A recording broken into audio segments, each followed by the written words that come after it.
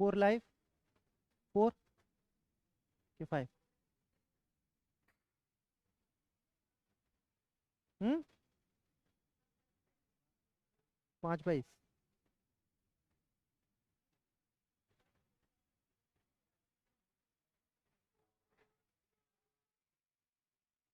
हम्म।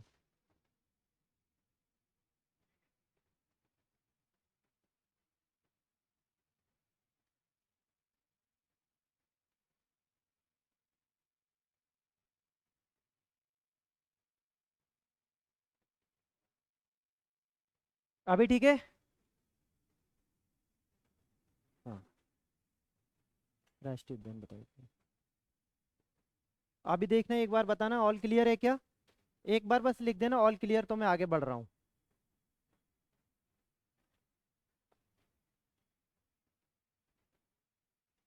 चलो, हो गया। ठीक है। देखना, हम लोगों ने अभी तक क्या पढ़ लिया था एमपी में। एमपी में जो शुरुआत की थी, अगर जो लोग नए होंगे उनको एक बार जस्ट ब्रीफिंग कर दूं 2 मिनट के अंदर। एमपी का गठन पुनर्गठन पढ़ा, एकदम सिंपल। कि एमपी जो आज जैसे आप एमपी को देखते हो जिसमें 52 डिस्ट्रिक्ट हैं या फिर 10 संभाग हैं, वो हुआ कैसे, बना कैसे। तो एक पहली 1-2 क्लासों में हम लोगों ने उसी की बात की थी कि एमपी क्या है, एमपी किस तरीके से बना और किस तरीके से आगे बढ़ा। देन उसके बाद वो सिंपल सिंपल फैक्ट पे बात की थी कि एमपी के सिंबल क्या है। सिंबल मतलब स्टेट का सिंबल में स्टेट एनिमल क्या है, स्टेट ये स्टेट वो सारी बातें। देन उसके बाद फिर आगे बढ़ते हुए एमपी के फिजियोग्राफिक स्ट्रक्चर को पढ़ा था। फिर उसके बाद में एमपी के जियोलॉजिकल स्ट्रक्चर को पढ़ा था, मतलब मध्य प्रदेश में जो अलग अलग जगह पर चट्टानें पाई जाती हैं वो चट्टानें कौन कौन सी हैं, मध्य प्रदेश को कितने भौतिक विभागों में बांटा गया है। बघेलखंड का पठार क्या होता है, मालवा का पठार क्या है, निमाड़ का पठार क्या है, और निमाड़ का मैदान क्या है, वो सब बातें चली थी। वहां से स्लोली एंड ग्रेजुअली हम लोग आगे बढ़े थे, और आगे बढ़ने के बाद हम लोगों ने स्टार्ट किया था क्लाइमेट, और क्लाइमेट के बाद हम लोगों ने डिस्कस किया था मध्य प्रदेश के national park and wild life sanctuary. मतलब राष्ट्रीय उद्यान और वाइल्ड लाइफ सेंचुरी को क्या बोलते हैं हिंदी में, वन्य जीव अभ्यारण्य, है ना। वन्य जीव अभ्यारण्य। देन उसके बाद में we have almost discuss about the first part of biosphere reserve. तो बायोस्फीयर रिजर्व में बहुत सारी चीजें अलग अलग हैं, बट मैंने यहाँ पर केवल एक पार्ट लिया था बायोस्फीयर रिजर्व का। कि मध्य प्रदेश में 3 तरह के बायोस्फीयर रिजर्व की जो बात चलती है, 3 बायोस्फीयर रिजर्व में। पहला बायोस्फीयर रिजर्व जिसकी बात चली थी पचमढ़ी था। सेकंड वाला जिसकी बात चली थी वो था अचान कमर, उसको इंग्लिश में बोलते हैं अचना कमार बेसिकली। और थर्ड जिस पे बात चली थी वो था पन्ना। तो 3 यहाँ पे बायोस्फीयर रिजर्व जिसको आप हिंदी में बोलते हो जैव आरक्षित क्षेत्र। ठीक है। अब यहाँ से मैं आगे बढ़ रहा हूँ। वॉल्यूम कहाँ से बढ़ाएं भाई, वॉल्यूम तो फुल है हमारा। अब आप देखो अपने सिस्टम में जाकर।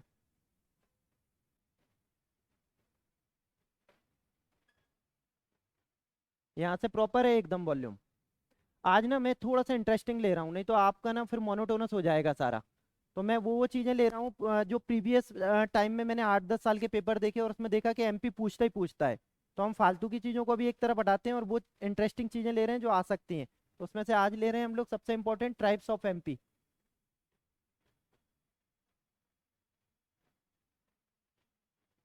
इसको बोलते हैं मध्य प्रदेश की जनजातियाँ।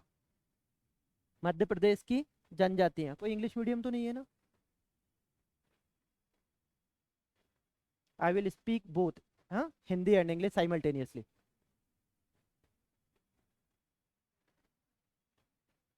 Tribes of MP. अब देखना यहाँ पे ये थोड़ा सा इंटरेस्टिंग है, आपको अच्छा लगेगा इसको।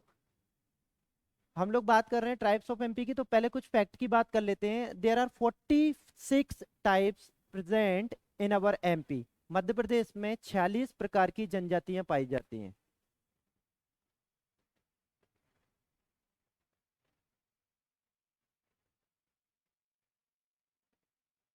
अब ये वो मैं बात कर रहा हूँ कोर जनजातियां, ट्राइब्स।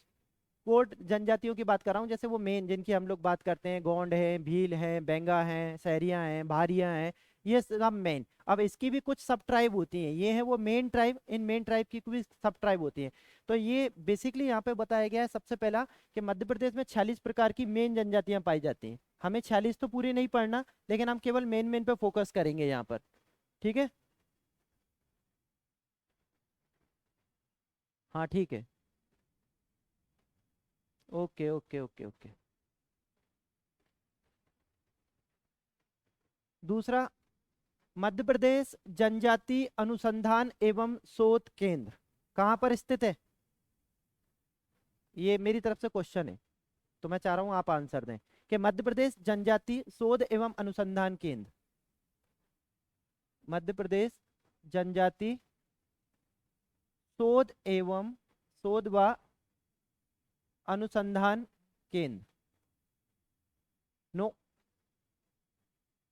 ट्राइबल्स की बात चल रही, Madhya Pradesh tribal research and development institute, R and D बोलते हैं ना, शोध एवं उसको अनुसंधान को आरएनडी, है ना, भोपाल में। यस एग्जैक्टली, भोपाल है ना, भोपाल। ये एकदम सिंपल सिंपल है, ये वाले क्वेश्चन गलत मत करना। अब इसके बाद मध्य प्रदेश का एकमात्र आदिवासी खेल विद्यालय,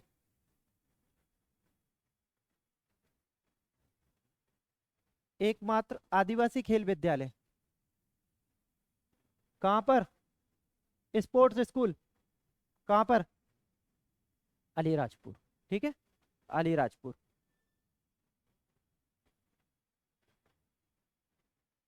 और ये बात बताने की जरूरत होनी नहीं चाहिए, आप सबको पता होगा ऑलमोस्ट, मुझे लगता है, फिर भी एक बार रिपीट कर देता हूँ।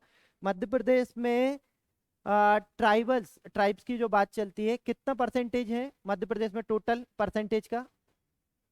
21 है ना, 21.1%। तो टोटल अगर परसेंटेज की हम लोग बात करें, total percentage population, total population, तो ये है 21.1%, इतना।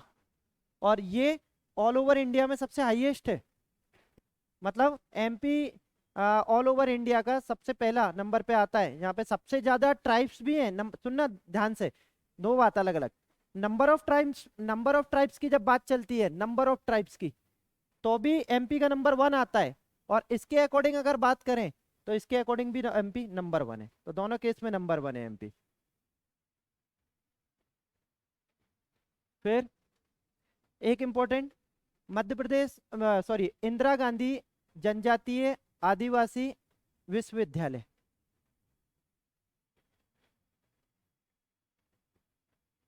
इंदिरा गांधी जनजातीय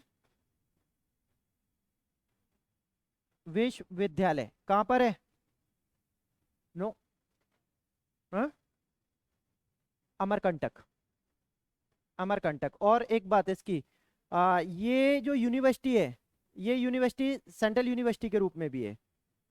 2008 में इसको बनाया था, और 2008 में ही इसको सेंट्रल यूनिवर्सिटी का भी के रूप में भी इसको डिजाइन कर दिया था। तो इसका मतलब ये सेंट्रल यूनिवर्सिटी के रूप में अगर कोई भी अप्रूव्ड हो रही है, मध्य प्रदेश में केवल 2 ही सेंट्रल यूनिवर्सिटी है। हाँ, वो पहली वाली, और उसके बाद ये सेकंड नंबर पर। तो मध्य प्रदेश में केवल 2 ही सेंट्रल यूनिवर्सिटी है। बाकी अगर आप दूसरी स्टेटों में उठा के देखो, अगर सबसे ज्यादा देखो तो आप यूपी में देखो, 10 12 13 14 मिल जाएंगे कम से कम। मध्य प्रदेश में तो ये अमरकंटक, अमरकंटक कहाँ? डिस्ट्रिक्ट, डिस्ट्रिक्ट अनूपपुर है ना, डिस्ट्रिक्ट अनूपपुर लगेगी इसकी। फिर बात चल रही है एक सिंपल, कि हम लोग आदिवासी वर्ड का यूज करते हैं, तो इस वर्ड को हम लोग सबसे पहली बार कब देखते हैं, किसने यूज किया था? सबसे पहली बार इस वर्ड को किसने यूज किया था? जैसे हम लोग अगर इससे थोड़ा सा इनका इतिहास पीछे जाके देखें, हाँ, आदि नहीं, आदि मानव तो खैर अलग ही केस हो गया। हम लोग थोड़ा सा इतिहास में बात करें और उससे पीछे जाएं, तो जैसे आपने देखा होगा, अगर स्वतंत्रता संग्राम पढ़ते होगे, आप फ्रीडम स्ट्रगल पढ़ते होगे, तो आपने देखा होगा गांधी जी इनको हरिजन वर्ड यूज करते थे, है ना, हरिजन। तो उसी तरीके से एक पर्सनैलिटी थे ठक्कर बापा, ये महाराष्ट्र की पर्सनैलिटी थे, सबसे पहले इन्होंने इस वर्ड का यूज किया था आदिवासी। और फिर उसके बाद में ये धीरे धीरे पॉपुलर होना शुरू हुआ सोसाइटी के बीच में। तो ठक्कर बापा was the first person who use the word of Adivasi, that means tribe, tribal. Thakkar बापा, इन्होंने फर्स्ट बार यूज किया था आदिवासी। अच्छा, थोड़ा बड़ा लिखूं, दिख नहीं रहा, कोई आगे नहीं गई, हम लोगों ने स्टार्ट ही अभी किया है। आपको लग रहा है ऐसा कि 9 मिनट की क्लास आगे चली गई, हम लोगों ने अभी स्टार्ट किया है। अगर फिर भी आपको ऐसा लग रहा है, तो मैं एक बार फटाफट रिवाइज करवा दूंगा आपका। ट्राइब्स ऑफ एमपी आज से शुरू किया है हम लोगों ने, और बेसिक बात चल रही है 46 प्रकार की ट्राइब्स होती है मध्य प्रदेश में। और ये कुछ वन लाइन फैक्ट है जहां से आपके क्वेश्चन बन सकते हैं, सारे यहीं पे लिखे हुए हैं। ठीक है, यहां तक चेंज करूं, हटाऊं? अब देखना इधर आगे से बात कर रहे हो, क्यों कर रहे हो? अब इंपॉर्टेंट, सारी की सारी इंपॉर्टेंट ट्राइब्स।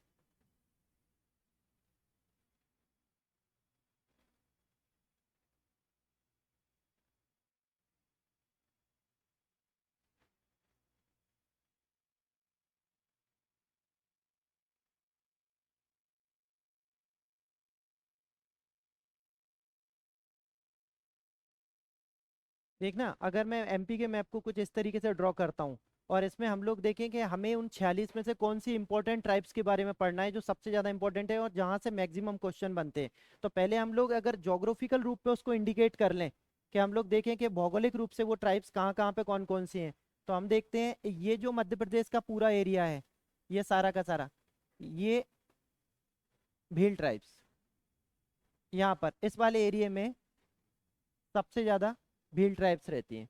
देन उसके बाद हम लोग साउथ के एरिया पर आते हैं, तो इस एरिया को कवर करते हैं। यहाँ पर हम लोग देखते हैं हमें मिलती है कोरकू ट्राइब्स, कोरकू। देन उसके बाद यहाँ से थोड़ा सा आगे बढ़ते हैं, मैं एक एक को अलग सेगमेंट में भी एक्सप्लेन करूंगा, बस यहाँ पे केवल जल्दी में मैप बना के एक बार प्लॉट कर रहा हूँ सब चीज़ों को। ठीक है, फिर उसके बाद हम लोग यहाँ से इस वाले छोटे से एरिया में जाते हैं, यहाँ पर हमें मिलती है भारिया, भारिया ट्राइब्स। और उसी के बाद इस वाले एरिया पर जब हम लोग जाते हैं, ये जो एरिया आपको दिख रहा है, this is basically related to the Benga tribes, Benga, Benga tribes.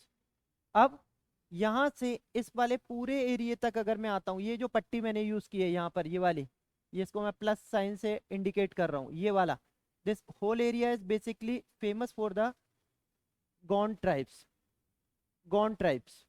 ठीक है, सारा का सारा। अब उसके बाद इस एरिया पे आ जाओ, ये एरिया है कोल, कोल ट्राइब्स का।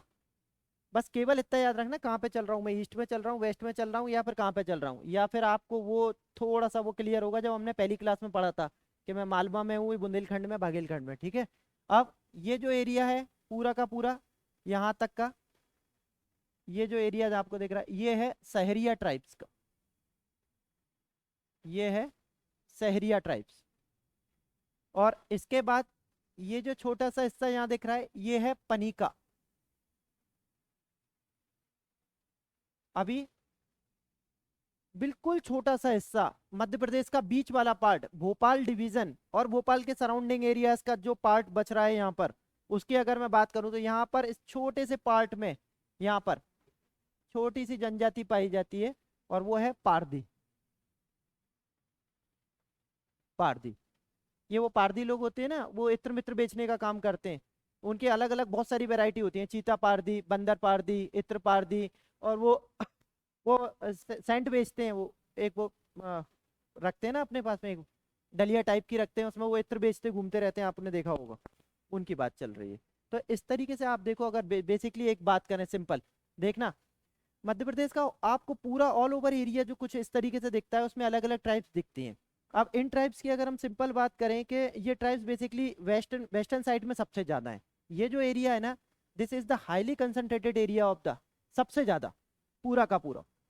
इस एरिया में आपको मैक्सिमम ट्राइब अगर कोई मिलेगी जो डोमिनेट करती है सबसे ज्यादा, वो है भील। और भील के अलावा कुछ और सब ट्राइब भी हैं जो इस एरिया में, तो ये मैक्सिमम एरिया यहाँ पर है, सबसे ज्यादा वाला एरिया। देन उसके बाद ईस्टर्न वाले पार्ट पे आ जाओ, क्योंकि नॉर्थ साइन है तो ईस्टर्न वाला पार्ट। अब ईस्ट वाले साइड में बेंगा ट्राइब सबसे ज्यादा डोमिनेटिंग ट्राइब है, सबसे ज्यादा, मतलब मेजर मेजर सेक्शन उसका है, उसकी डेंसिटी सबसे ज्यादा है। उसके बाद छोटे छोटे रूप में आपको ये मिलती है। सदर्न मोस्ट पे आप आ जाओ, जो बैतूल हरदा का पार्ट है, जो हमारा महाराष्ट्र का लास्ट बॉर्डर बनाता है, उस जगह पर आपको मिलेगी कोरकू। और उसी तरीके से ईस्टर्न वाले पार्ट में वहां पर कोल और पनिका। तो इसका मतलब है कि एक अगर एक ओवरलुक देखें हम लोग, एक ओवरव्यू देखें मध्य प्रदेश के मैप को, तो आप देखोगे मध्य प्रदेश का बीच वाला जो हिस्सा है, भोपाल, और भोपाल से थोड़ा सा ऊपर नीचे की तरफ आप जाओगे, उस हिस्से में ना के बराबर ट्राइब्स रहती हैं। तो मतलब ये हिस्से को आप छोड़ दो, तो इसके अलावा आप मध्य प्रदेश के किसी भी हिस्से में जाओ, वो बेसिकली आपको ट्राइबल डोमिनेटिंग एरिया मिलेगा मैक्सिमम, चाहे वो कोई भी अलग अलग ट्राइब हो। तो पहला क्वेश्चन तो एकदम सिंपल यहाँ से जो बनता है, कोई भी एक ट्राइब्स के बारे में उठाएंगे और वो ट्राइब की लोकेशन दे देंगे, मध्य प्रदेश के किस जिले से बिलोंग करती है कोई भी। तो इस मैप को अगर आप प्रॉपर देख रहे हो और एक बार देख के विजुलाइज कर पा रहे हैं प्रॉपर, तो यहाँ से भी क्वेश्चन निकल जाएगा।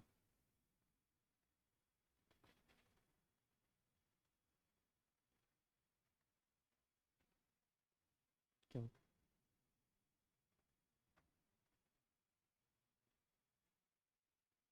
थोड़ा फॉन्ट बड़ा लिखूं?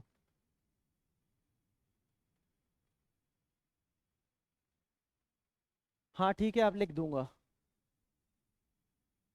और थर्ड पॉइंट रिपीट कर दूं, कौन सा थर्ड पॉइंट था?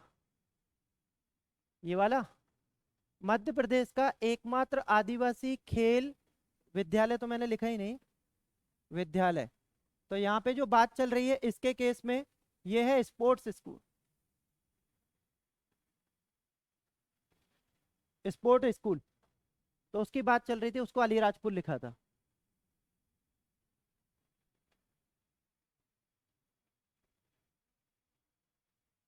ये क्लियर है? बढ़ूं आगे? अब मैं एक एक ट्राइब पे अपन हम लोग आराम से बात करेंगे कि किसी ट्राइब में क्या इंपॉर्टेंट है और हमारे लिए एग्जाम पॉइंट ऑफ व्यू से कौन सा क्वेश्चन बन सकता है। तो केवल जो सटीक होगा हम उसी पे बात करेंगे। तो यहाँ पर बात चल रही है, भील से स्टार्ट करता हूँ क्योंकि मध्य प्रदेश की सबसे बड़ी ट्राइब है ना, मध्य प्रदेश की सबसे बड़ी ट्राइब है, लेकिन ऑल ओवर इंडिया के कॉन्टेक्स्ट में बात करोगे तो सेकंड लार्जेस्ट ट्राइब है ना। पहली तो गौंड है ऑल ओवर इंडिया के कॉन्टेक्स्ट में, but while we are discussing about the context of MP, this one is first. Bhil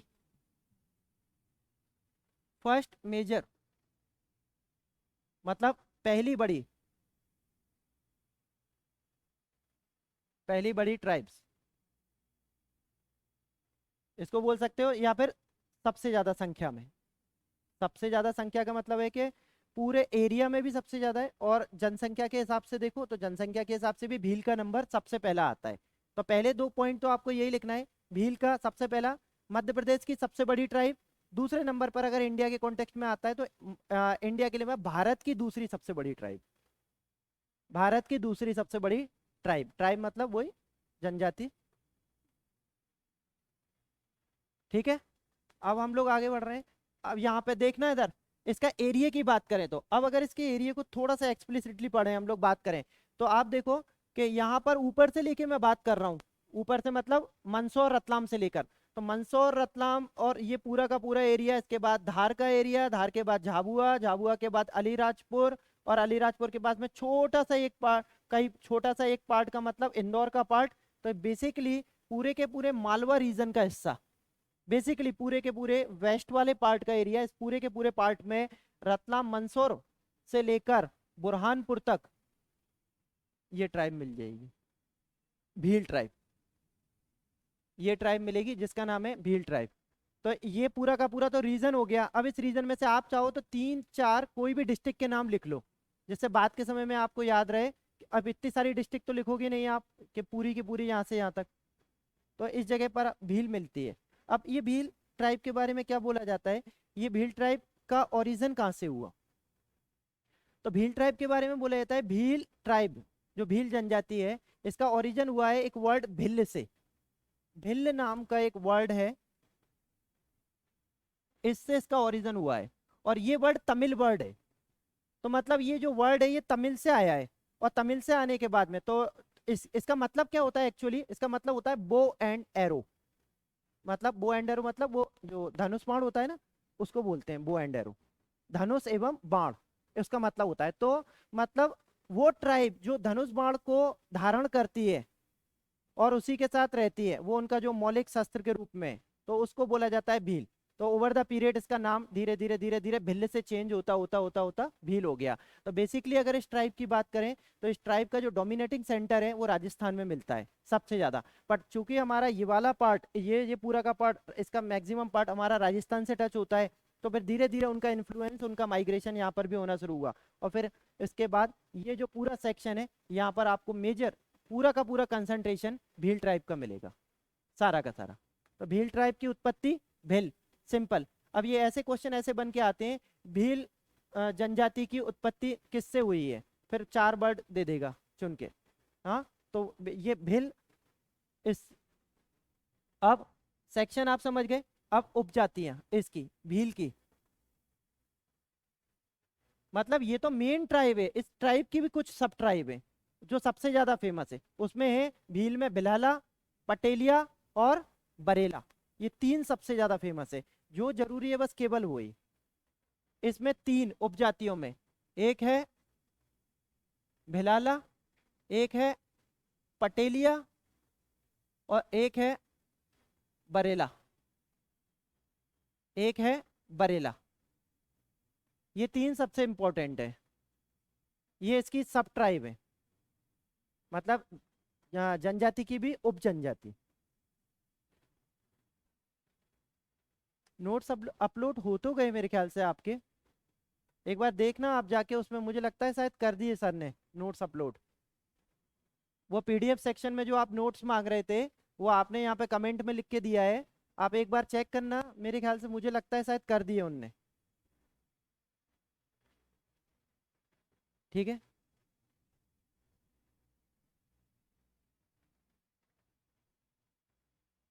Bhil पे बात कर रहा हूँ। उपजातियां क्लियर है, वो जो तीनों लिखाई थी। अब इसके बाद इसका कल्चर, इसकी संस्कृति, वो सबसे ज्यादा इंपॉर्टेंट है। तो कल्चर के बस कुछ इंपॉर्टेंट पॉइंट बता रहा हूँ, बार बार क्वेश्चन वहीं से घूमते हैं, बार बार क्वेश्चन सारे के सारे। इस कल्चर में एक प्रोसेस होती है, इनकी कल्चर में एक ये डापा, डापा, डापा, ये क्या होता है, हाँ, ये एक वर्ड है डापा। इसका मतलब जैसे हमारे हिंदू ट्रेडिशन में, अब तो वैसे भी सभी लोग हिंदू हो गए, चाहे कोई भी ट्राइबल हो, ट्राइबल कैटेगरी के मैक्सिमम पार्ट भी हिंदुओं में ही शामिल है। जैसे हम लोग एक जनरल कस्टम में बात करते हैं, तो हमारे यहाँ पे जो शादियां होती हैं उसमें डॉबरी सिस्टम चलता है, लड़की वाले लड़कों वालों को देते हैं, इनके में सेम उल्टा होता है, ये डापा है। डापा में क्या होता है, हम्म, तड़बी पे बताऊंगा। तड़बी बेसिकली वो जनजाति का दूसरा पार्ट है, अभी बता रहा हूँ तड़बी के बारे में भी, जो उनने लिख के भेजा है वहाँ पे। ढापा में क्या होता है कि लड़के वाले लड़की वाले के यहाँ पैसा देते हैं, ठीक है, और पैसा नहीं है तो फिर किसी तरीके कोई दूसरी सर्विस देते हैं, और सर्विस देने के बाद में जो उनका वुड भी फादर इन लॉ होते हैं, जो बनने वाले हैं सास ससुर, अगर वो बहुत ज्यादा संतुष्ट हैं, सब कुछ है, तब वो जाके वो अपनी लड़की की शादी करते हैं। अदरवाइज हो सकता है वो अपने डिसीजन को चेंज भी कर दें। तो डापा प्रोसेस क्या है कि हमारे यहाँ पे जैसे लड़कों में दहेज लिया जाता है, वैसे उनके यहाँ पे आपको एक राशि देनी पड़ती है, वो कहलाती है डापा। तो आपसे क्वेश्चन पूछा जाता है, डापा किस जनजाति में सबसे ज्यादा फेमस है? हम्म, अभी इन ये ऑनलाइन से उन्होंने एक वर्ड लिखा, उसका मतलब था तड़बी, तड़बी भील। तो तड़बी भील भीलों की एक उपजाति है छोटी सी, बट उसका बेसिकली मैंने इसलिए बताया कि यहाँ पे जरूरत नहीं है, फिर भी मैं आपको बता देता हूँ, चलो उनने लिख दिया तो।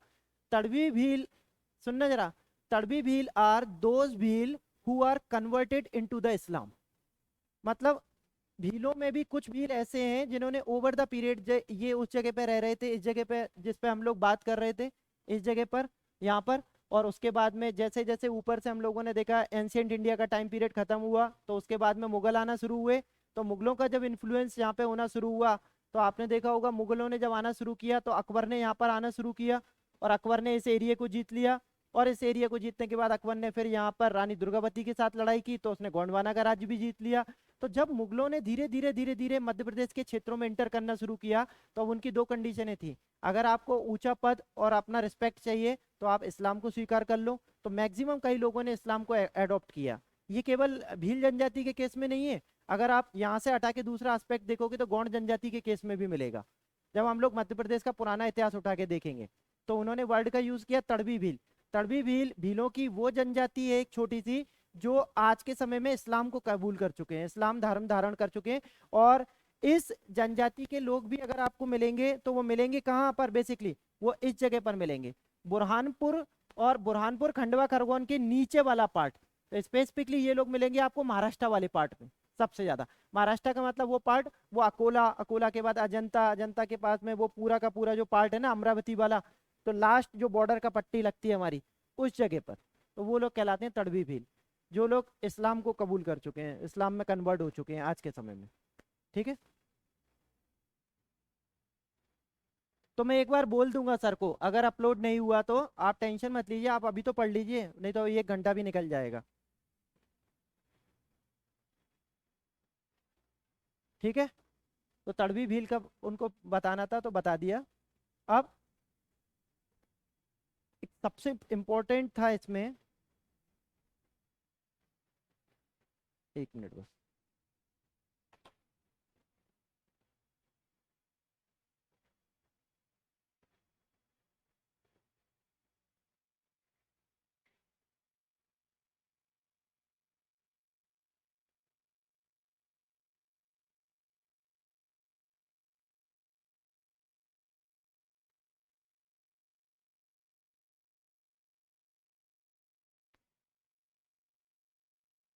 डापा, डापा के बाद सेकंड है भगोरिया, ये सबसे फेमस है, सबसे ज्यादा।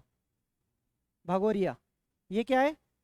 भगोरिया, ये क्या है? फेस्टिवल तो है ही, बिल्कुल सही है ना। हाँ, ये एक नृत्य भी है और ये एक त्योहार भी है, सबसे ज्यादा फेमस। इसका इसका क्या, थोड़ा सा अगर मैं आपको इसकी हिस्ट्री बताऊं तो जल्दी में, कि इसमें क्या होता है, जो फाग का समय आता है, होली का समय पे, होली के समय पर 7 दिन का भगोरिया होता है, और वो बहुत फेमस होता है उस जगह पर, और इतना ज्यादा फेमस हो चुका है कि अब उसको देखने के लिए इंटरनेशनल टूरिस्ट भी आते हैं, उस पूरे के पूरे को देखने के लिए। तो इसको और ज्यादा देखना है तो आप कभी यूट्यूब वगैरह पे देख लेना। इसमें क्या होता है कि एक सिंपल प्रोसेस भी होती है मार्केटिंग वगैरह की, और इससे भी ज़्यादा इसका इनका कस्टम पे अगर जाके देखें तो पता चलता है कि ये जो त्योहार है, this basically related to the matrimonial process. इसके अंदर क्या होता है, मैरिज सेरेमनी भी होती है। तो मतलब लड़का लड़की आपस में एक दूसरे को चूज करते हैं, पसंद है तो उसके बाद में कुछ समय के बाद में वो शादी कर सकते हैं। तो ये बेसिकली इससे रिलेटेड है भगोरिया, और बहुत ज़्यादा फेमस है, बहुत ज़्यादा। भगोरिया के बाद नेक्स्ट एक और वर्ड यूज होता है यहाँ पर, वो है पिथोरा। ये पेंटिंग से रिलेटेड है। हाँ, पेंटिंग। अब इसमें भी किस टाइप की पेंटिंग, स्पेसिफिकली अगर बात करें पेंटिंग, तो बहुत डिफरेंट डिफरेंट तरीके की पेंटिंग होती है, लेकिन इसमें ये लोग जो पेंटिंग करते हैं वो एनिमल की पेंटिंग करते हैं, और एनिमल में भी अगर कोई सबसे इंपॉर्टेंट है तो वो है हॉर्स, घोड़ा। घोड़े की पेंटिंग तो हर घर में आपको जो फ्रंट वॉल होती है उस पर आपको पेंटिंग का एक डिफरेंट टाइप मिलेगा, वो सब पिथोरा पेंटिंग कहलाती है। And Pithora painting basically famous for the Bhil tribes, Bhil tribes के लिए।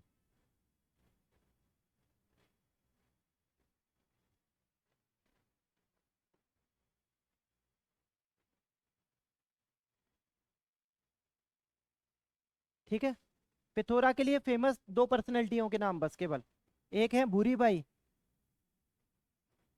इनको तो अभी पद्मश्री मिला था 2-3 साल पहले, है ना, अभी 2-3 साल पहले ही पद्मश्री मिला है इनको। और एक और है पेमा फाल्या, पेमा फाल्या, पेमा फाल्या।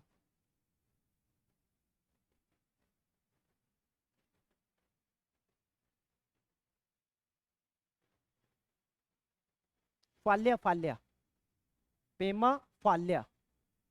अभी डेथ हुई है इनकी, 1-1.5 साल पहले शायद। अभी जो पुराना जो मैंने न्यूज़पेपर पढ़ा था, 1 साल भी नहीं हुआ होगा इनकी डेथ हो गई। तो ये सबसे इम्पोर्टेंट वो पेंटर माने जाते थे आर्टिस्ट में, पेमा फाल्या।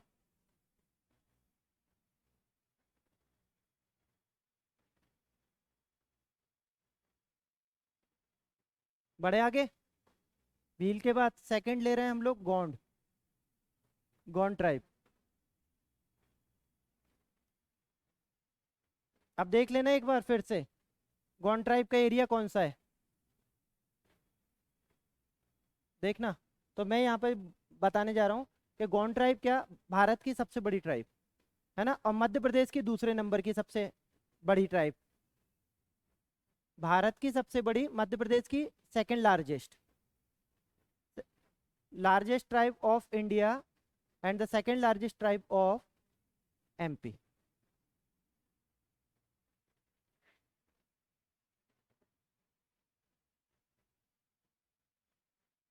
एक एक भील में एक एक पॉइंट और लिख लेना, और वो कहीं अगर जनसंख्या से रिलेटेड बन के आ गया। भील आपको पूरे रीजन में दिखे, उस पूरे रीजन में वेस्टर्न पट्टी पे, अगर आप भीलों का हाईएस्ट कंसंट्रेशन देखोगे किसी एक जगह पे तो वो मिलेगा अलीराजपुर में, सबसे ज्यादा डेंस एकदम कंसंट्रेशन। तो आप पूछोगे मुझसे सर इसका मतलब कितना, तो मेरा मतलब होगा अगर 100% लोग वहां पर रहते हैं तो 89% भील, 89%। और ये 2011 का सेंसस है, उसके अकॉर्डिंग बात कर रहा हूँ, 2021 का तो अभी आया नहीं है, 2011 की जो बात चल रही है उसके अकॉर्डिंग। अभी तो कोरोना की वजह से 21 वाला आ नहीं पाया, वो आएगा तो उसमें डाटा चेंज होंगे, वो बात की बात है, तब तक तो आपका काम ही हो जाएगा, है ना।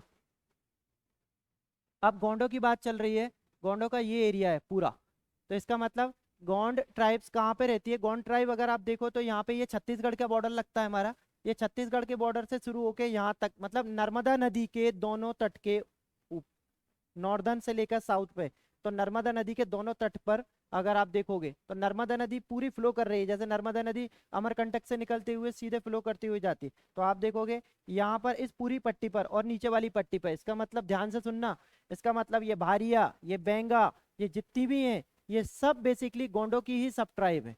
और या ये गोंडों की सब ट्राइब नहीं है तो गोंडों की से ही निकली है, और उसके बाद जो कस्टम, जो बिलीव गोंड फॉलो करते हैं सेम उसका कॉपी पेस्ट करती हैं, सेम पूरा का पूरा। तो अगर आप बेसिक नेचर जानना चाहो किसी का भी, तो मध्य प्रदेश की 3 ट्राइब याद कर लो और इन तीनों का कल्चर याद कर लो, मैक्सिमम सब 3 का ही कल्चर को कॉपी पेस्ट करते हैं। अगर सबसे पहले मैं बात करूं यहाँ पे भील पहला नंबर पे सबसे, दूसरा लिखूं गोंड, और तीसरे पे लिख रहा हूं मैं यहाँ पे कोरकू। बस, तो मध्य प्रदेश की सारी ट्राइब इन्हीं से हैं। ये भीलों से आप देखो आगे चल के सहरिया, तो जो सहरिया, सहरिया क्या है, सहरिया भीलों को अपना बड़ा भाई मानते हैं। फिर अगर जहाँ पे गोंडों पे आ जाओगे तो बेंगा होगा, भारिया होगा, या फिर उस एरिया में, जिस एरिया में ये रह रहे हैं वो सेम वो कस्टम फॉलो करेंगे। कस्टम का मतलब वो त्योहार मनाना, वो उस तरीके से क्या कहते हैं पूजा पाठ करना, उनके भगवानों को मानना, बूढ़ी माता, खैर माता, वो जो इम्पोर्टेंट इनके देवी देवता हैं उनकी बात चल रही है, तो वो सारे कस्टम वो फॉलो करेंगे। वो अगर उनके घर में कोई मर गया तो उसके साथ में जो डेड बॉडी है उसको किस तरीके से उसको फाइनल उसका फ्यूनल राइट करना है, तो अंत्येष्टि करना है, मैक्सिमम कल्चर 99% कॉपी पेस्ट होता मिलेगा आपको। फिर तीसरे नंबर पे कोरकू की बात कर रहा हूँ, तो कोरकू ले लो या कोल ले लो, बेसिकली इसको बोला जाता है कोल यहाँ पर। तो कोल जिस कल्चर को फॉलो करते हैं सेम उसकी कॉपी कोरकू करते हैं। तो इसीलिए अगर आप कहोगे सर बार बार कल्चर याद नहीं होता, बार बार कल्चर याद नहीं होता, कल्चर से क्वेश्चन आएगा 100%। वो कहीं से भी एक कीवर्ड उठा देंगे और पूछेंगे मध्य प्रदेश की किस जनजाति के थ्रू इसको यूज किया जाता है, कोई भी डापा उठा लिया या फिर कोई भी दूसरा उठा लिया, और वो यूनिक होगा, लेकिन ऐसा नहीं कि मिक्स कर रहा है वो एक दूसरे। तो ये यहाँ पर, और इसका जो एरिया है वो एरिया है बेसिकली क्या, नर्मदा नदी के दोनों तट वाला स्थान। अब मैं आगे बढ़ रहा हूँ यहाँ से, गोंड। गोंड शब्द की उत्पत्ति कैसे हुई है, जैसे मैंने बोला भील की उत्पत्ति भिल्ल से हुई है, तो गोंड शब्द की जो उत्पत्ति है, इसका जो वर्ड यूज किया है उसका निकलता है वर्ड गोंड, और ये एक तमिल वर्ड है, सॉरी तेलुगु वर्ड है, तेलुगु, तेलुगु वर्ड है। तो तेलुगु में, ये जो आंध्र प्रदेश में तेलुगु बोली जाती है, तेलुगु में एक वर्ड यूज किया जाता है कॉन्ड, मतलब which are basically residing in the hill of mountain, mountain की हिल पर जो रहने वाले लोग होते हैं, पहाड़। तो कॉन्ड का मतलब होता है पहाड़, पहाड़ों पर रहने वाले लोगों को ये लोग कॉन्ड बोलते थे। और फिर वहां से ये लोग माइग्रेट करना शुरू हुए, माइग्रेशन करने के बाद में इसमें से कई लोग छत्तीसगढ़ चले गए, कई लोग महाराष्ट्र चले गए, कई लोग मध्य प्रदेश में आ गए। तो फिर धीरे धीरे वहां से जो माइग्रेशन हुआ, माइग्रेशन के बाद गोंड जहां जहां पे रहना शुरू हुए उससे पहले वो कहलाते थे कौंड। तो आप देखो सबसे पहली बात, ये जो स्पेसिफिक ट्राइब है जो मध्य प्रदेश में है, इस गोंडों की मैं बात कर रहा हूँ, इसका जो उद्भव हुआ है वो कौंड वर्ड से हुआ है। कौंड वर्ड बेसिकली रिलेट करता है तेलुगु से। तो आप जब बाद में जाके डायलेक्ट पढ़ेंगे, डायलेक्ट को बोलते हैं बोलियां, क्या अलग अलग मध्य प्रदेश में अलग अलग बोली बोली जाती है, कहीं पे निमाड़ी, कहीं पे मालवी, कहीं पे बुंदेली, कहीं पे वो, तो वो तो सभी लगा देते हैं उसके आंसर रीजन को देख के। आगे चल के कभी कभी होता है कि ट्राइब की बोली पूछ ले वो आपसे, कि गौंड ट्राइब जो बोली बोलती है वो उसका ओरिजिन कहाँ से हुआ है। हम लोग बात करते हैं, जैसे आप हिंदी पढ़ते हो तो हिंदी में पढ़ते होगे ना अर्ध मागधी, मागधी, फिर उसके बाद में राजस्थानी, फिर अलग अलग अलग अलग बोलियों के जो टाइप निकले हैं, मतलब आज की जो भाषाएं हैं वो पहले बोलियां बोली जाती थी। तो बोलियां ही फिर आगे चल के जब कन्वर्ट हो जाती हैं तो वो भाषा बन जाती हैं, जब वो लार्ज स्केल पे बोली जाने लगती हैं। मोर ओवर उसके साथ में उसका जो दूसरा प्रोमिनेंट पॉइंट होता है वो होता है कि किसी भी बोली में अगर लिटरेचर लिखना शुरू हो गया, साहित्य लिखना शुरू हो गया, तो उसकी पॉपुलैरिटी जल्दी जल्दी बढ़ जाती है, और पॉपुलैरिटी बढ़ने के साथ में वो धीरे धीरे लैंग्वेज बन जाती है। जैसे हम लोग बात करते हैं हिंदी, तो हिंदी से पहले खड़ी बोली होगी, खड़ी बोली का ही तो प्रोसेसिंग फॉर्म है ना हिंदी। तो इस तरीके से ये। हुँ?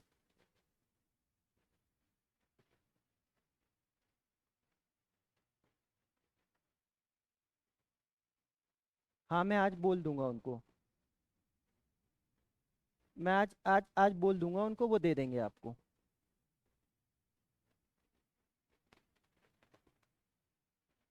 चलो लिखना है इसमें सबसे इंपॉर्टेंट इनके उत्सव, मड़ई, मड़ई उत्सव बहुत फेमस है। मध्य प्रदेश में कम मनाया जाता है, लेकिन छत्तीसगढ़ में बहुत बहुत ज्यादा शोर शराबे के साथ मनाया जाता है। Just it is just similar to the Bhagoria, just similar to the Bhagoria, वजह से जितना भीलों का भगोरिया है ना, बस ये समझ लो उतना ही ज्यादा पॉपुलर है इनका मड़ई। सबसे ज्यादा मड़ई बनता है छत्तीसगढ़ में सबसे। और हमारे यहाँ पर अगर बात करें तो मध्य प्रदेश में जो लास्ट लास्ट डिस्ट्रिक्ट हमारी हैं, जैसे सीधी सिंगरौली वाला पार्ट है और शहडोल अनूपपुर वाला पार्ट है, वहां पर जहाँ पर गोंड रहते हैं, बस उन जगहों पर।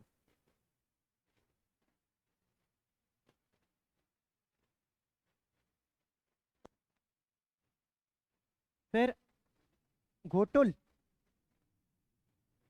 घोटुल ये इनके रहने के निवास होते हैं, घोटुल। फिर है दूध लौटावा, ये क्या होता है दूध लौटावा? हाँ किस टाइप का?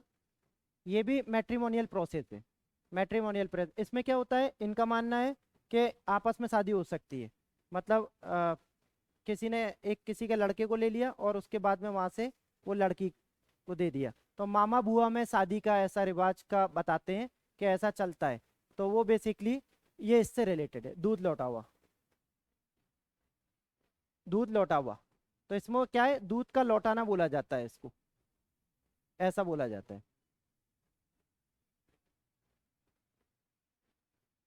इसकी उपजातियां देखना सबसे इंपॉर्टेंट, उपजातियां, ओझा, ओझा। फिर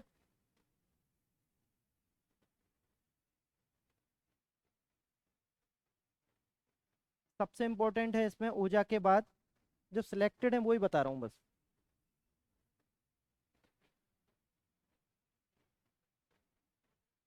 भूरी भाई झाबुआ से हैं, जो आपने पूछा है ना, भूरी भाई झाबुआ, वो आंसर भी दे दिया नीचे उन्होंने, ठीक है।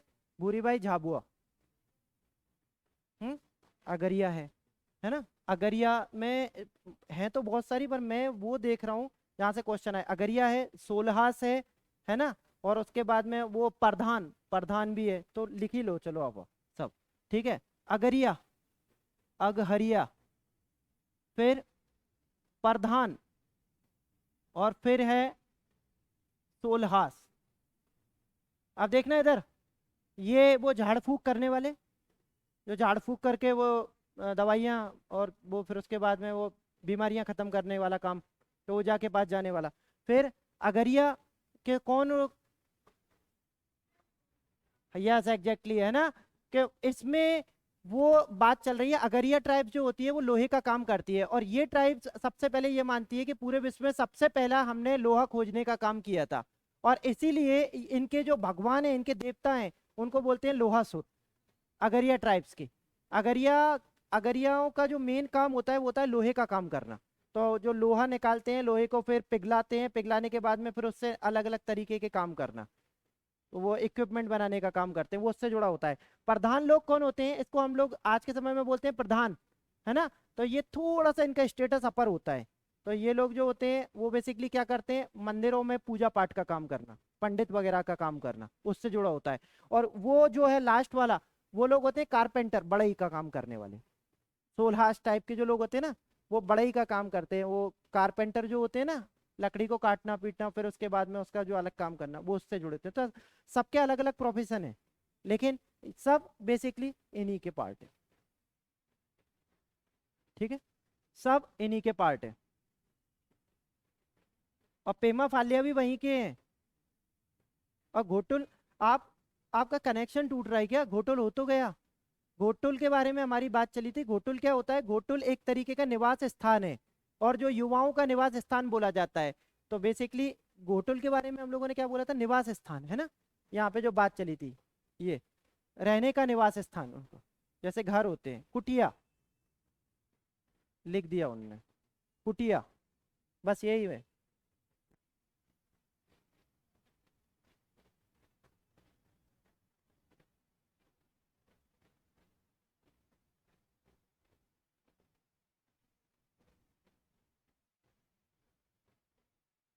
हाँ ठीक है, चलो निकालूं, मैं यहाँ से निकलूं। नेक्स्ट है बेगा। बेगा ट्राइब सबसे इंपॉर्टेंट है। दो तीन वजह से इंपॉर्टेंट है। पहला नंबर सबसे ज़्यादा ये है मंडला और डिंडोरी वाले एरिया में। मंडला और डिंडोरी का एरिया है इसका। और डिंडोरी का तो एक प्रोमिनेंट हिस्सा है जहाँ पे सबसे ज़्यादा महंगा बेगाओं का कंसंट्रेशन है, और उस एरिया का नाम ही हो गया बेगा चक। चक, चक जानते हो? चक, चक होता है 10 20 25 30 गांवों को मिला के बना दिया जाए, वो उनको बोलते हैं चक। जैसे आज के समय में हमारे अपार्टमेंट, और अपार्टमेंट में बहुत सारे लोग रहते हैं ना, हम लोग बोलते हैं ये कॉम्प्लेक्स है, अपार्टमेंट है। उसी तरीके से हम लोग पहले जो बात करते थे वो होती है ना चक। जैसे एक सिंपल बात करूं, ये आपके यहाँ से भोपाल से थोड़ी सी दूर निकलते हैं तो चक गिन्नौर, तो गिन्नौरगढ़ का किला आप बोलते हो ना, गिन्नौरगढ़ का किला। तो ये गिन्नौरगढ़ जो जहाँ से सीहोर की बाउंड्री पे लगता है, जो ये पहले चक थे, छोटे छोटे गोंडों के चक, मतलब गोंडों के पूरी कॉलोनियाँ। तो सिमिलरली यहाँ पर जो बात चल रही है वो है बैगा चक। बैगा चक ये पड़ता है डिंडोरी में, और ये डिंडोरी और मंडला में सबसे ज्यादा कंसंट्रेशन है इनका, सबसे ज्यादा। अभी इसमें जो सबसे इंपॉर्टेंट बात चल रही है वो चल रही है, ये जो ट्राइब है, ये ट्राइब एक खेती करती है। उस खेती को बोलते हैं बेबार, बेबार। और ये बेबार झूम खेती है। It is a type of shifting cultivation. Shifting cultivation, shifting cultivation मतलब एक जगह से दूसरी जगह, दूसरी जगह से तीसरी जगह, वो उस तरीके का होता है जिसको झूम खेती कहते हैं हम लोग। हाँ, जिसमें वो ये लोग जाके पेड़ को काटना, फिर उसके बाद में उसमें खेती करना, खेती करने के बाद में फिर उसके पेड़ों को जला देना, फिर उसके बाद माइग्रेट कर जाना। क्यों करते हैं? क्योंकि बेंगा ट्राइब के लोग धरती को अपनी माँ मानते हैं, तो उस पर हल नहीं चलाते। तो हल नहीं चलाओगे तो आप बहुत ज़्यादा खेती कर नहीं पाओगे। तो ऐसी कंडीशन में वो अपने जो उनके जो नेचुरल प्रोसेस है वो उससे ही काम करते हैं, तो वो उनका ट्रेडिशन है। तो ट्रेडिशन है तो एमपी गवर्नमेंट ने भी उसको एग्जेम्प्ट कर रखा है। हालांकि ये जो कल्टीवेशन है ये ऑल ओवर इंडिया में बैन है, टोटली प्रोहिबिटेड है।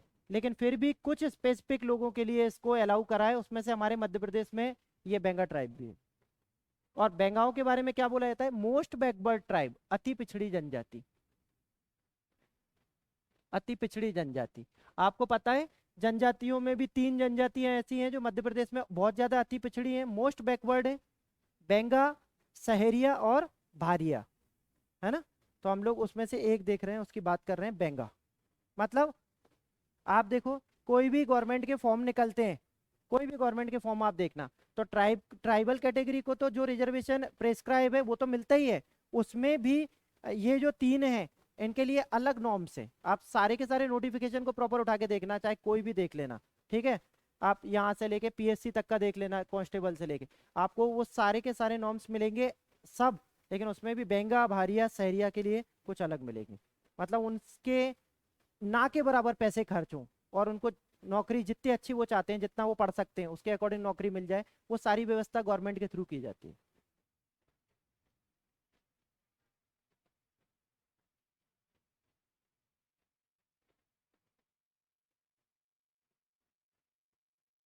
क्या फर्क पड़ता है इससे? एलविन ने क्या बोला है?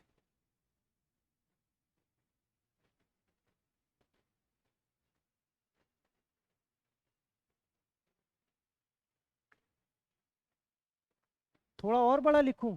फिर तो ऐसा होगा कि एक स्लाइड में एक ही वर्ड लिख पाऊंगा। एक एक सुनो, एक बात ध्यान देना, एक बस केवल चीज है जो इनकी यहाँ से काम की है ऑनलाइन की, वो मैं यहाँ से उठा रहा हूँ, और वो ये है कि इससे पहले ही अगर मैं बात करूँ तो इन्होंने एक वर्ड का यूज किया, द्रविड़ प्रजाति की शाखा कौन सी है। तो हम लोग बेसिकली सिंपल अगर बात करते हैं तो उसमें मैं जाना नहीं चाह रहा था कि ये हम लोग कुछ बात करते हैं कि हाँ हमारे ऑल ओवर इंडिया में बात करते हैं तो कहीं पे हमें आर्यन मिलते हैं, आर्य जनजाति के लोग, और यहाँ पर अगर हम लोग नीचे बात करते हैं तो वो मिलती है द्रविड़ प्रजाति के लोग। ठीक है, तो ऑलमोस्ट आप देखोगे मैक्सिमम जनजातियां जितनी भी हैं सारी की सारी आर्यन है, लेकिन कुछ जनजाति ऐसी हैं जो साउथ से माइग्रेट होने के बाद में नॉर्थ में आई और नॉर्थ में आने के बाद में सेटल डाउन हुई अलग अलग जगह पे। हमारे मध्य प्रदेश में जो जनजातियां सेटल डाउन हुई उसमें अगर हम देखें तो गोंड जो ट्राइब है ये बेसिकली द्रविड़ प्रजाति है, द्रविड़ियन है ये लोग, और इनकी ब्रांचेस के जो भी होंगे वो भी सब द्रविड़ियन होंगे। तो अलग अलग बार बार लिखने की जरूरत नहीं है, एक ही बस केवल कि जो गोंड है वो बेसिकली यहाँ पे बोला जाता है उनको ये द्रविड़ियन। और इसको पकड़ना एकदम आसान था अगर मैं नहीं भी बता पाता तो, क्योंकि मैंने बोला गोंड कौन से निकला है, और Gond word basically Telugu word है, तो तमिल तेलुगु कर्नाटका ये सब बेसिकली दक्षिण भारत का पार्ट द्रविड़ियन प्रजाति के लोगों का ही है ना। और नर्मदा के बाद का जितना पार्ट हम लोग बात करते हैं सदर्न इंडिया का पार्ट है।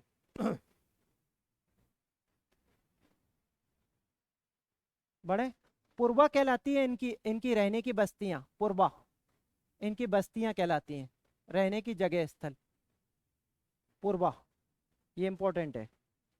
हाँ मैं ट्राई करता हूँ बड़ा लिखने के।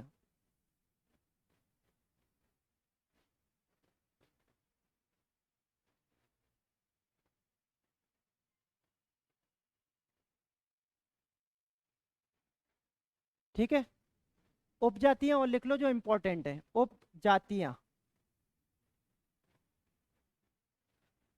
नरोतिया, भरोतिया,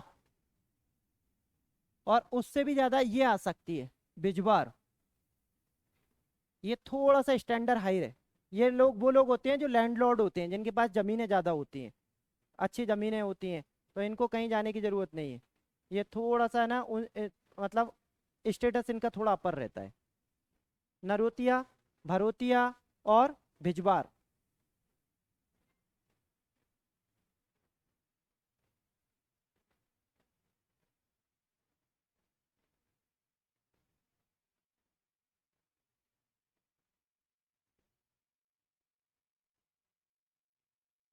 हाँ ठीक है, अब इसके बाद इनका इंपॉर्टेंट औजार या इक्विपमेंट या आप बोल लो हथियार, कौन सा, हैंडेक्स, कुलाड़ी, कुलाड़ी मैक्सिमम बेंगा के पास में आपको ये तो मिलेगा। जैसे हम लोग एक सिंपल बात करते हैं, सिखों के पास में कृपाण रहती है ना, तो वैसे ही ओल्ड ट्रेडिशन में, अब नए ट्रेडिशन पे इसको खोजने की कोशिश मत करना, क्योंकि आप नए ट्रेडिशन में आइडेंटिफाई नहीं कर पाओगे कौन भील है कौन बेगा है, सब कुछ आजकल के समय में मिक्स हो चुका है ना, तो कोई कहीं पर भी है, लेकिन एक मेजर कंसंट्रेशन एरिया है उसकी बात करें तो इनका है कुल्हाड़ी। हटाओ, आगे बढ़ रहा हूँ, कोरकू,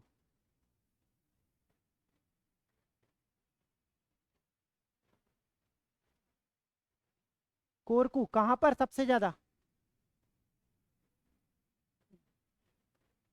देखना इधर कोरकू कहाँ है ना। हाँ तो अब यहाँ पे डिस्ट्रिक्टों की बात करें तो सबसे ज्यादा बैतूल और हरदा, सबसे ज्यादा एरिया।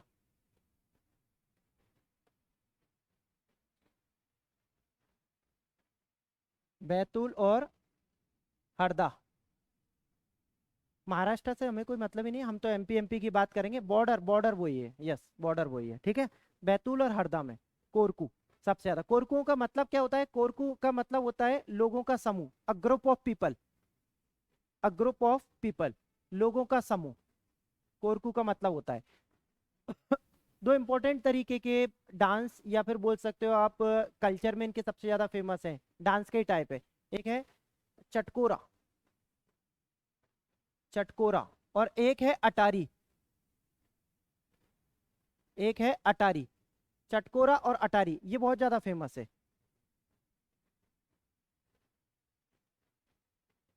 मैं नृत्यों को बाद में लूंगा अलग, अभी यहाँ नहीं मिला रहा मैं, कुछ इन्होंने डांस लिखे हैं, तो वो डांस वैसे भी हमारे यहाँ आजकल चलते नहीं है, कर्मा मर्मा। वो कर्मा तो फिर भी ठीक है, कर्मा तो गोंडों में चलता है, फेमस है। कुछ इन्होंने जो लिखे हैं वो आजकल छत्तीसगढ़ में चल रहे हैं, वो मध्य प्रदेश में नहीं है। तो अभी जो नई किताबें आ रही हैं एमपी में, उसमें सब हौच पौच है, मिक्स है। तो हम लोग है ना वो जो ट्राइबल के सारे अलग डांसेस के परफॉर्मेंस है, वो उसको अलग देखेंगे। अभी यहाँ पे उनकी विशेषताएं देख रहे हैं, सबसे इम्पोर्टेंट। और वो भैंसदेही इन्होंने लिखा है, वो बैतूल डिस्ट्रिक्ट में ही आता है, तो डिस्ट्रिक्ट बैतूल ही लगती है भैंसदेही की, तो उससे मतलब है यहाँ पर। ठीक है, चटकोरा और अटारी। कोरकुओं का एक सबसे इम्पोर्टेंट है सिडोली सिस्टम, सिडोली व्यवस्था, ये सबसे इम्पोर्टेंट है। सिडोली सिस्टम, इसमें क्या होता है, कोरकुओं के यहाँ पर अगर किसी की डेथ हो जाती है, तो जब ये लोग उसका संस्कार करते हैं, तो उसके बाद में उसके मृतक की जो ग्रेव होती है उसके ऊपर एक खम्मा सा गाड़ देते हैं। जैसे क्रिश्चियनों में वो प्लस का साइन लगाते हैं ना, ये एक सिंपल सिंपल खम्बा सा गाड़ देते हैं, एक एक पोल टाइप का गाड़ देते हैं, तो वो कहलाता है सिडोली सिस्टम। ये कहलाता है सिडोली सिस्टम।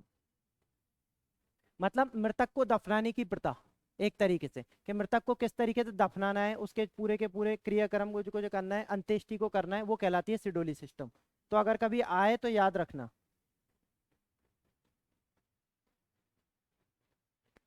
ठीक है, कोरको में एक सिस्टम चलता है, एक प्रथा चलती है जिसको बोलते हैं लमझना, लमझना भी बोलते हैं, और कहीं कहीं पर लमझेना व्यवस्था। इसमें क्या होता है, ये शादी की एक प्रक्रिया है। इसमें क्या होता है कि जब आप किसी के यहाँ शादी करना जाते हैं, तो सबसे पहले आपको उस लड़की से शादी करने के लिए उसके घर वालों को सर्विस देनी पड़ती है, और उसके बाद में उनको लगता है कि हाँ भाई आप इस लायक हो कि हमें खुश रख लिया तो हमारी लड़की को भी रख पाओगे, तभी वो शादी करते हैं, अदरवाइज फिर वापस चले जाओ। तो ये उससे जुड़ी हुई है लमझना व्यवस्था। लमझना व्यवस्था तो मतलब सास ससुर को खुश करने वाली बात है। इन लॉज को, घर का दामाद, हाँ बोलो क्या, हाँ बोलो क्या बोले, वो घर का दामाद तो उनने लिखा है, हाँ। ये आप ऐसे समझो जैसे मैंने पूरी स्टोरी बताई, ये क्या है मैंने पहले ही बोल दिया, ये एक विवाह का तरीका है। कि लमझना व्यवस्था बेसिकली क्या है, बहुत सारी विवाह के तरीके होते हैं, जैसे राजी बाजी, लमझना, चोर विवाह। तो सबके अलग अलग अलग टाइप हैं, कुछ टाइप तो इजीली पकड़ में आ जाते हैं, तो आप वो क्वेश्चन भी आएगा तो आप पकड़ में आ जाएगा कि चलो ऐसा कुछ होता है, गंधर्व विवाह वगैरह। कुछ ऐसे होते हैं जो स्पेसिफिकली इनके थ्रू किए जाते हैं, ये इनके कस्टम के पार्ट हैं। जैसे भीलों में जो अभी भी मैक्सिमम शादियां होती हैं, वो सब भगोरिया में ही होती हैं। तो भगोरिया जो होली के समय पे होता है, वो बहुत ज़्यादा इसीलिए फेमस हो जाता है। और जैसे गोंडों में वो चलता है दूध लौटावा कस्टम, वो बहुत ज़्यादा स्ट्रांग है, वो बिलीव है उनका इस तरीके से। तो इसी तरीके से यहाँ पर ये लमझना व्यवस्था, घर का दामाद मतलब उनने लिखा है वो वहाँ से।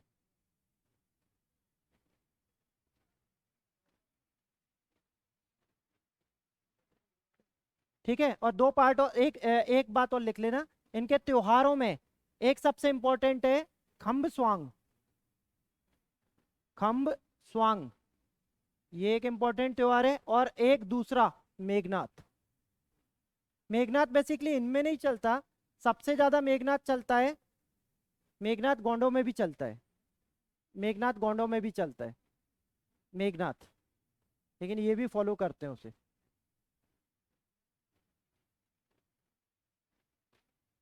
मेघनाथ गोंडों में चलता है, बेसिकली सबसे ज्यादा फेमस है। गोंडों में क्यों चलता है उसका रीजन बता देता हूँ।